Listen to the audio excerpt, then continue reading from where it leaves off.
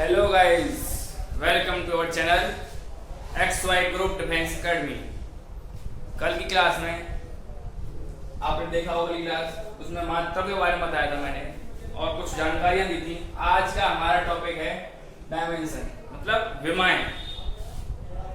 विमाएं क्या होती है उसके बारे में जानकारी है। तक पहले उसकी डेफिनेशन के बारे में देखो। विमाओं की डेफिनेशन क्या है? भौतिक राशियों की विमाएं इनकी मूल राशियों पर लगी घात द्वारा दर्शाई जाती हैं। पहली क्लास में आपने मूल राशियों के बारे में पढ़ा था कि मूल राशि क्या होती है। 7 मूल राशियां बताई थी मैंने आपको, आपने देखा होगा। तो जो उन मूल राशियों पर लगी घात में जो पावर्स उनके ऊपर लगी होती है उसके द्वारा विमाओं को दर्शाते हैं। ठीक है, जैसे एग्जांपल दे रखा है यहाँ पे नीचे। आपका एग्जांपल है घनत्व। घनत्व का फॉर्मूला होता है द्रव्यमान बटे आयतन। याद होगा आपको, घनत्व बराबर होता है द्रव्यमान बटे आयतन। तो यहाँ पे लिखा है मैंने द्रव्यमान बटे आयतन होता है आपका 3 की पावर में। तो लंबाई चौड़ाई ऊंचाई होते हैं उसमें, तो लंबाई का मैंने क्या कर दिया इसमें क्यूब कर दिया है। ठीक है, तो नीचे देखो आपको लिखा है सामान्यतः द्रव्यमान को दर्शाते हैं हम एम से, कैपिटल एम। लंबाई को कैपिटल एल, विद्युत धारा को ए और जो समय है उसको टी से दर्शाते हैं विमाओं के लिए। विमाओं के लिए इनका यूज किया जाता है एम एल टी, विद्युत धारा का एक किया जाता है। तो यहाँ देखो घनत्व का जो द्रव्यमान को हम दर्शाते हैं किससे? एम से। तो द्रव्यमान के लिए हम क्या लिखेंगे यहाँ पे? एम। और जो लंबाई है, लंबाई को दर्शाते किससे? एल से। तो लंबाई की जगह लिखेंगे एल, उसका कितनी पावर है इसकी? 3, एल की पावर 3। तो यहाँ पे हम क्या करेंगे? एम, जब इसको ऊपर ले जाएंगे तो जो पावर है प्लस की 3, जब ये ऊपर जाएगी तो क्या हो जाएगी? एल की पावर माइनस के 3 हो जाएगी। और विमाओं को ऐसे बड़े कोष्ठक में कर देते हैं। ये इसका सिंबल है, बड़े कोष्ठक में इसको बंद करना है विमाओं को। अगर आपने छोटा कोष्ठक लगा दिया तो वो आपकी क्या हो जाएगी? गलत हो जाएगी। कौन सा वाला कोष्ठक लगाना है? बड़ा कोष्ठक में इसको बंद करना है। तो आपका जो घनत्व की जो विमा हो गई वो क्या हो गई? M L minus 3। एम की पावर आप 1 भी लिख सकते हो, एम की पावर 1, एल की पावर माइनस के 3। ये आपके घनत्व की विमा। तो इनका ध्यान द्रव्यमान को किससे दर्शाएंगे हम? एम से, लंबाई एल, समय टी और विद्युत धारा ए से इनको दर्शाते हैं। इनके यूज से विमाओं को निकाला जाता है। ठीक है भाई।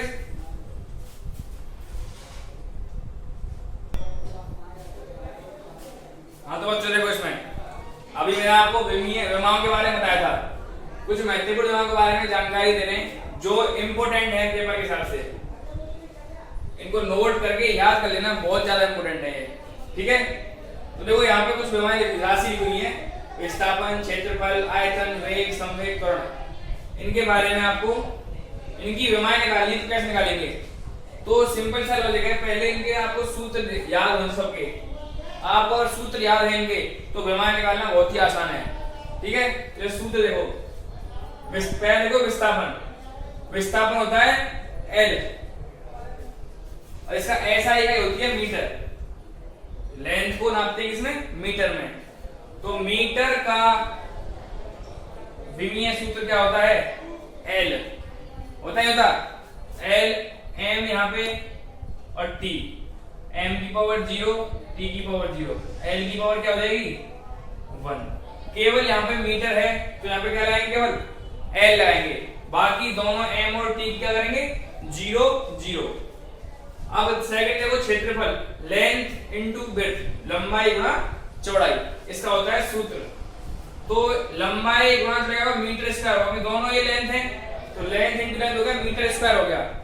तो मीटर का होता है तुम्हारा एल, एल पे क्या है? स्क्वायर, स्क्वायर मतलब 2 लगा देंगे। बाकी एम 0 और टी भी 0, एम 0 एल 2 टी 0। ये लगाना जरूरी नहीं है, अगर लगाओ तो बहुत अच्छा है, अगर ना लगाओ तो भी कुछ घाटा नहीं आपका। अगर एल लिख दोगे L1 या L2 तो वो भी सही होगा तुम्हारा, गलत नहीं होगा वहां पे। आगे देखो आयतन। आयतन होता है length into width into height, L into B into H। तो 3 हो गई इसमें लंबाई, तो क्या हो गया? मीटर क्यूब हो गया।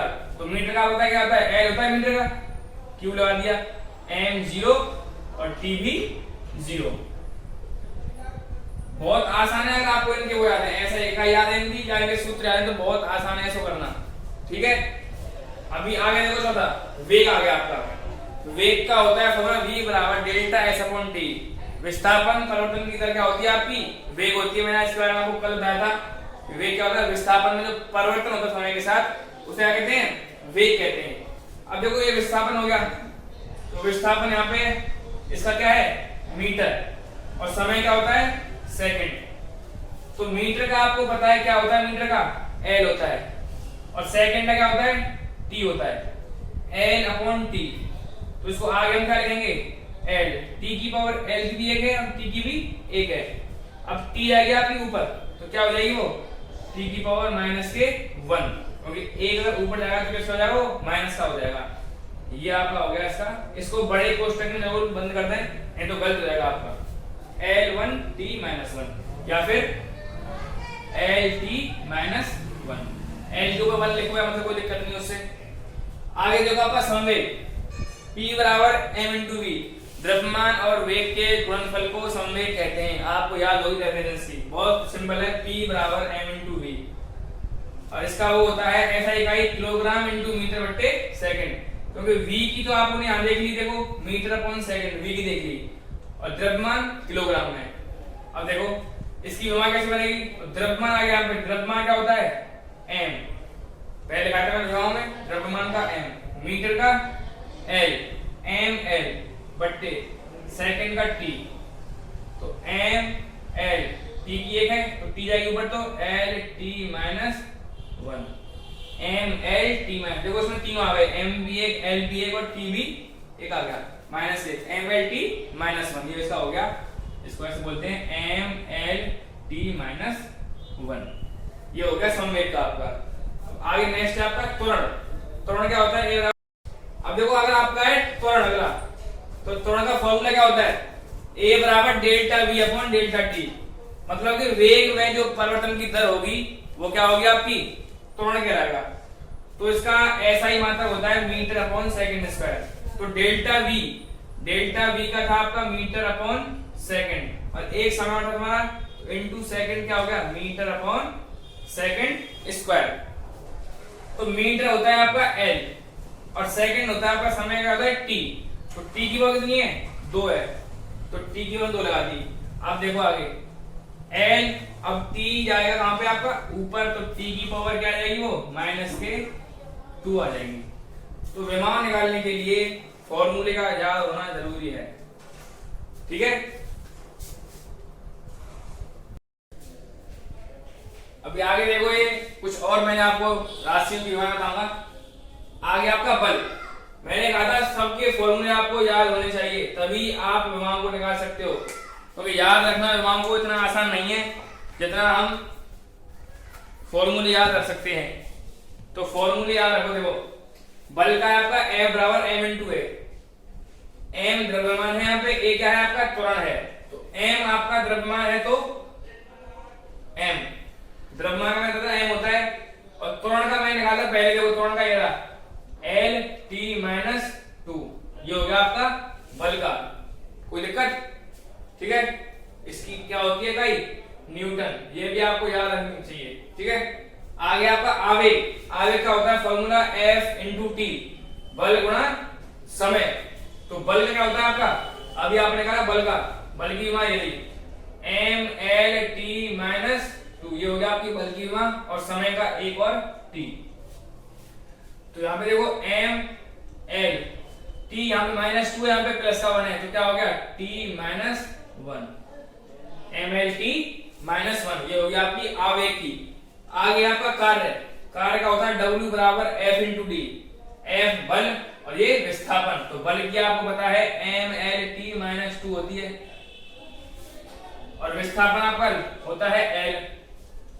तो क्या हो गए m l 2 t minus 2, L एक L ये रहा, एक L ये रहा, तो L और L क्या हो गए, 2 हो गए, L 2 t माइनस 2। आगे आपका देखो ऊर्जा, कार्य और ऊर्जा की विमा क्या होती है, बिल्कुल सेम होती है, ml2 t माइनस 2। कार्य और ऊर्जा की विमा बिल्कुल सेम होती है। ठीक है, आगे आपका शक्ति। शक्ति होता है P बराबर W अपॉन T। तो W आपका होगा कार्य, T आपका होगा समय। कार्य क्या आपको पता है क्या होती है, mL2T-2, ये होती है आपकी कार्य की विमा। कार्य ये रहा, इसकी विमा ये रही। अपॉन में क्या है, समय और है T, समय की विमा क्या है, T है। तो यहाँ पे क्या हुआ है, mL2 T-2 है, एक और माइनस हो जाएगा तो T-3। ओके, ये प्लस का था, ऊपर जाएगा तो माइनस का हो जाएगा, और -2 और -1 क्या होता है, -3 होता है। ठीक है, ये हो गया आपकी शक्ति की विमा। आगे आपका दाब है, F/A।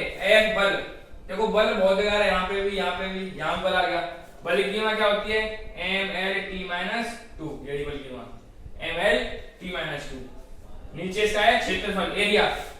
तो एरिया में आती है 2 साइड और आयतन में आती है 3 साइड। तो एरिया में देखो 2 m तो L2, तो mL2 जाएगा ऊपर, एक L प्लस का पहले ही है, तो क्या हो जाएगा L-1T-2, mL-1T-2, ये होगा आपकी दाब की विमा। आगे आपका बल आघूर्ण, तो बल आघूर्ण में टाउ बराबर F/R, F बल आ गया आपका। तो बल की विमा आपको याद है, क्या है बल की विमा, mL/T-2, ये आपकी बल की विमा है। R कोई दूरी है, तो दूरी की विमा क्या होती है, L होती है लंबाई, तो ये होगी mL2T-2, ये इसकी विमा हो गई। तो देखो विमाओं को याद रखने का तरीका ये है कि आपको सूत्र याद है तो आप सब, अगर आपको सूत्र भी नहीं याद तो कुछ मोस्ट जो विमाएं उनको याद कर लो। बल की विमा मोस्ट की बहुत जगह आ रही है, यहाँ पे बहुत जगह बल की विमा का यूज होता है। बल की हो गई, कार्य की हो गई, इनको आप याद रखो।